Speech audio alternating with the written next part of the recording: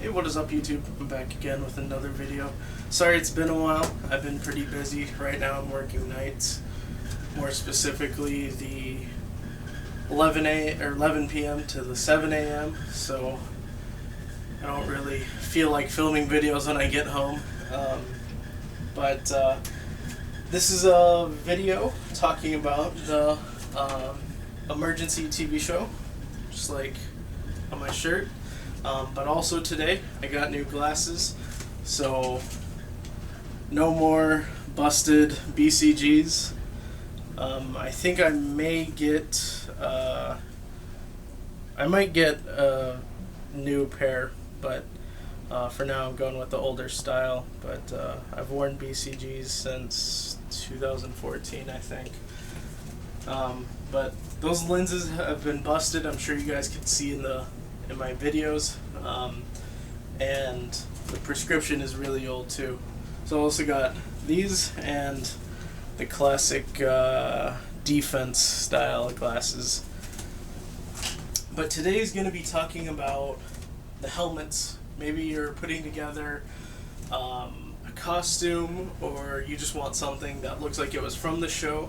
And of course, one of the most iconic things from the show was their helmets. So here's my first one that I did back in 2014. Obviously it's got the reproduction front, just the standard white 51, and then on the sides it still has reflectors from when it was an actual fire helmet. Basically I got this as a set for I think $100 with an old turnout coat and the helmet. The helmet did have an old shield on it, an original shield, kind of like this. And so I took that off. I added the chin strap, and then it already had the liner. This looks really close to the one that they had on the show. They did use the same brand of helmet, but they did not have reflectors. Like I said, this is from when it was a real fire helmet, but I just can't seem to peel those off. Some people have suggested a heat gun, but I think that might damage the helmet, so I'm just going to leave them on there. So to start off with is, what was the helmet used on the show, or what's the most accurate? And that was the MSA Topgard, Mine Safety Appliances Topgard. Now they still make the Topgard helmet today as a more of an industrial construction helmet, or as a wildland fire helmet. But they do not make the structure fire helmet like this anymore, of course. The easiest way to tell that it's an MSA Topgard is the two pillars on the front, or on both sides of the helmet, the front and the back on both sides, or a total of 4. Ones in nicer condition will still have the sticker that will say Topgard too.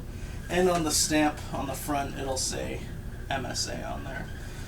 These are the real kind that LA County Fire actually did use for many, many years. These helmets are still relatively easy to find. Many fire departments used them all across the United States for several decades. So that is the most accurate helmet, the one that they used on the show. Now for fronts, you have to go to eBay. I'd recommend you go to eBay for most of these parts, and you can pick up reproduction shields for $25. So this one is the later style, where they switched to the LA County with the green letters. For those of you who don't know, the difference between the white numbers and the green ones is that later on LA County switched the paramedics to the green numbers to distinguish the paramedics. Then later on in the television series they also added stickers, the paramedic stickers, one on each side of the helmet. And those were the real LA County specifications for paramedics. So it's not just things that the show made up. So to start off with, I'm going to be taking off the original shield. I would recommend that you buy a helmet that has a shield. Sorry. I'd recommend that you buy a helmet that already has a shield, just because if it has the plastic screws, that's right, these helmets did use plastic screws to hold the shield in, you can reuse those. And you really have to be careful with them because, quite frankly, I don't know the thread size of these, and I don't know where you would even go to get something like that anymore. Now this one had 4, most of them usually do. But for the video's sake, I already took the first set off. And now we'll just take this set off. But without a doubt, the screws are going to be, unless if you plan to just use like the self-adhesive Velcro strips, then the plastic screws are going to be what you're going to need. So that would be a must. So now you got the shield off. Some of them will have a shield mounting bracket like this kind that I own. I don't believe that the reproduction shield would fit on those. I know the plastic screws have the same threads, but you would have to modify the shield, I do believe. And that's what this kind looks like. So now what I'm going to go ahead and do is that, as you guys can see, I already have the nicer set of screws already on the shield. So I'm going to take the brackets,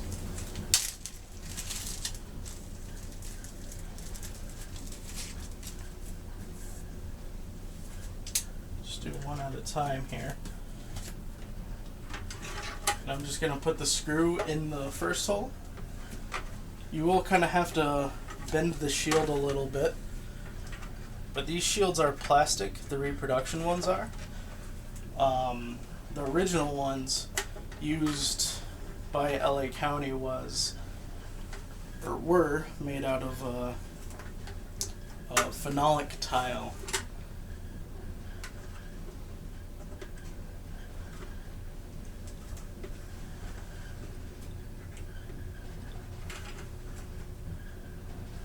And I'm not going to tighten it all the way, just because we will need to get the other one down.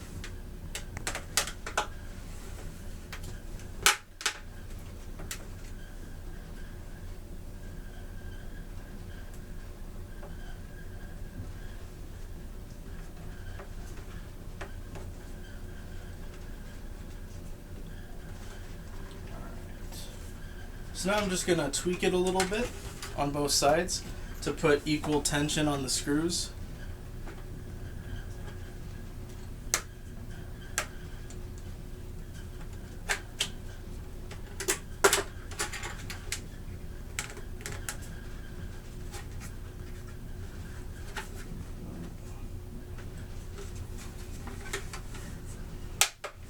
There we go.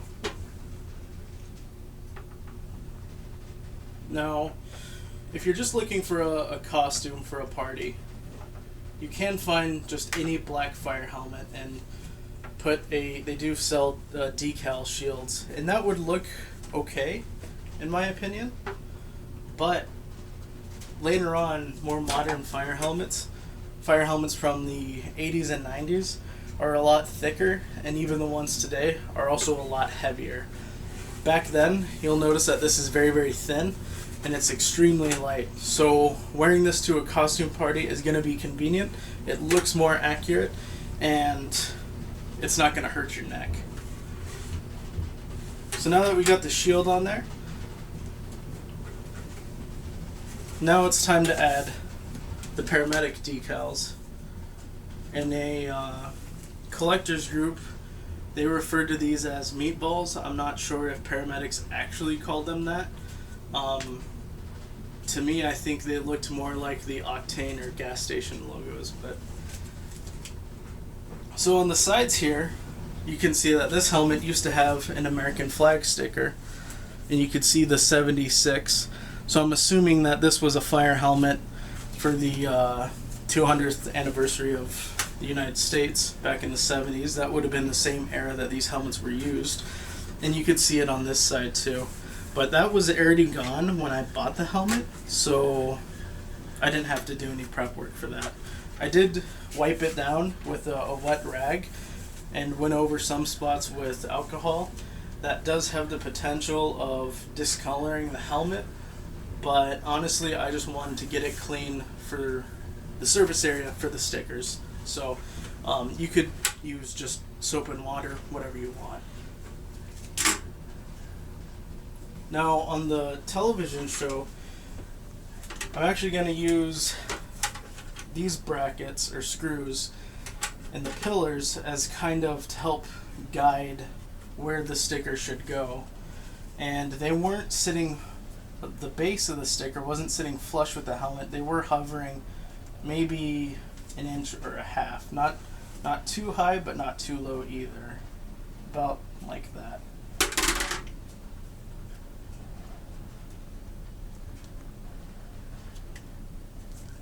I guess we'll see how good my new glasses really are, since I'm just going to eyeball this.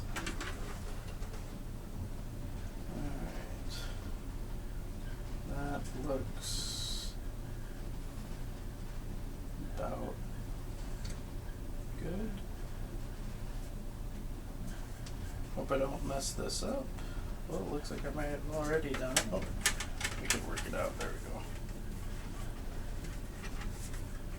Alright, I would say, with the exception of that single crease there, I'd say that's pretty accurate, pretty level, it looks like. Yeah, not too bad. Alright, time for the second one. I'm glad that these stickers are not, they're very pliable, they're not thick or anything like that. Alright, so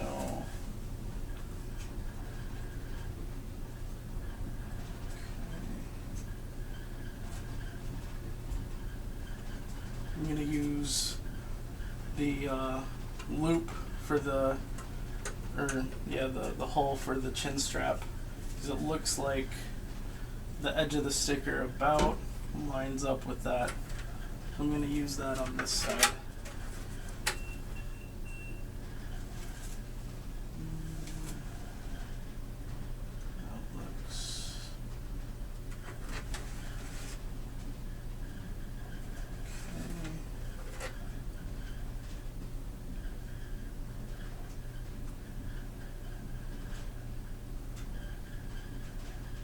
I'm going to go with that.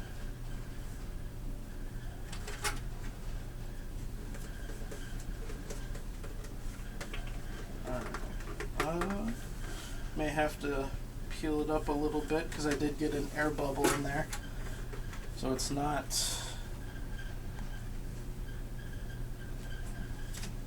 too perfect.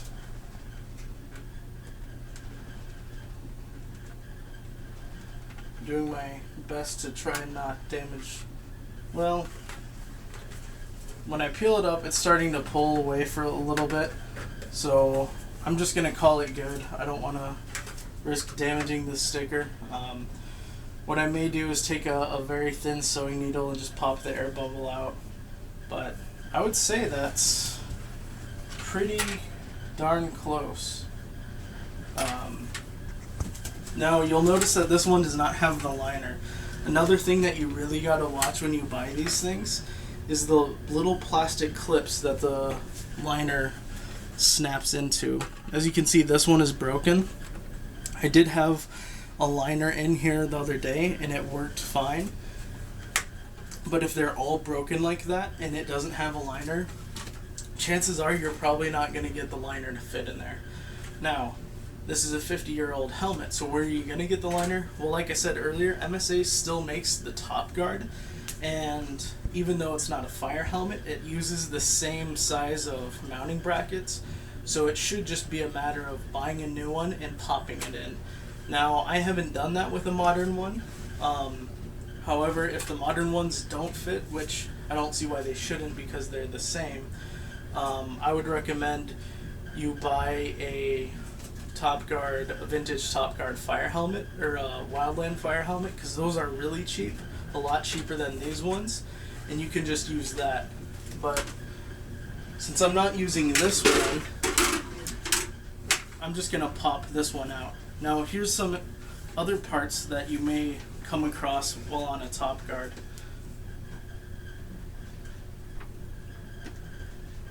These were originally sold as winter liners, believe it or not, but modern day fire helmets of course come with them, and we use them for fire protection, not just winter protection. So it's crazy to me that to think that back then this was just sold as a winter device, not as a regular firefighting device.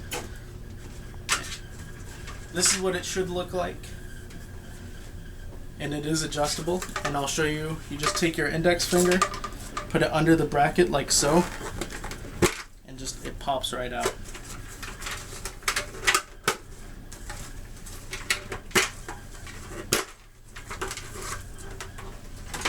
And boom.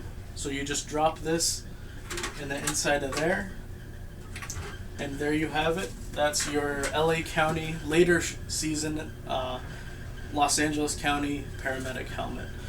The ones on the television show did not have these brackets, so I'm not sure if I'm gonna take those off. It doesn't really bother me too much, but it would help it look more accurate. So that is how to convert your regular MSA Topgard into the Los Angeles County 51 helmet. So the parts, the shields, can be found on eBay. For the fire helmet, check your local antique shops, thrift stores, pawn shops. You may even want to check into your local volunteer fire department, and they may have old ones still available, just in their stockpile that you could probably buy from them. Personally, I'm not too worried about removing the shields. Like I said earlier, thousands of fire departments use these things for decades. This one, it's not, as far as I can tell, it's not from any, it's not like it's from the FDNY or LA County. Just says AFD. That could mean anything. That could be Arlen Fire Department. And then on the top here, which is gone, probably would have been somebody's last name or the city. I don't know. But so I'm not too worried about, you know, destroying the history of taking them off. If the person was really that concerned, then why would they be selling the helmet?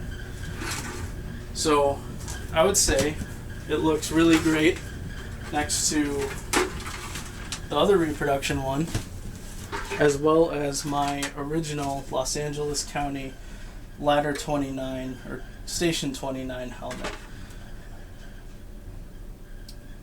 These ones were standard. The white numbers was standard fireman paramedic early on. Later on they switched the paramedics to the green. These stayed firemen. Then later on for the paramedics they added the stickers on the side.